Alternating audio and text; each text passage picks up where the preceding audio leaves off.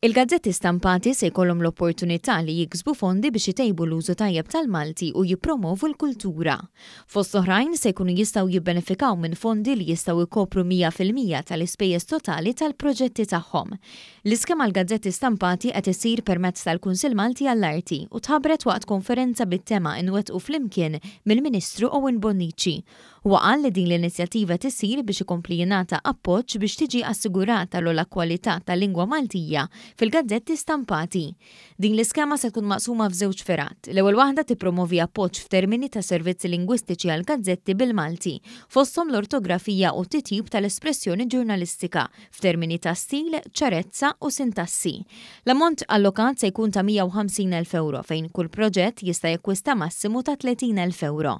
It-tieni parti tal-iskema tappoġġja l-ispejjeż involuti fil-ħolqien ta' kontenut regolari tal-arti, kultura u wirt nazzjonali permezz ta' materjal viżiv għal promozzjoni ta' avvenimenti u proġetti li attrattaw udjenzi ġodda.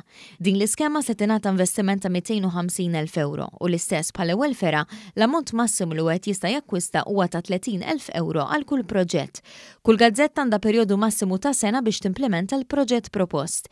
Is-sejħa tagħlaq fit-23 ta' Mejju bir-riżultati jiġu pubblikati fl-4 ta' Lulju. Iż-żmien eliġibbli huwa mill-5 ta' Lulju ta' din is-sena sal-4 ta' Lulju tas-sena d-dieħla.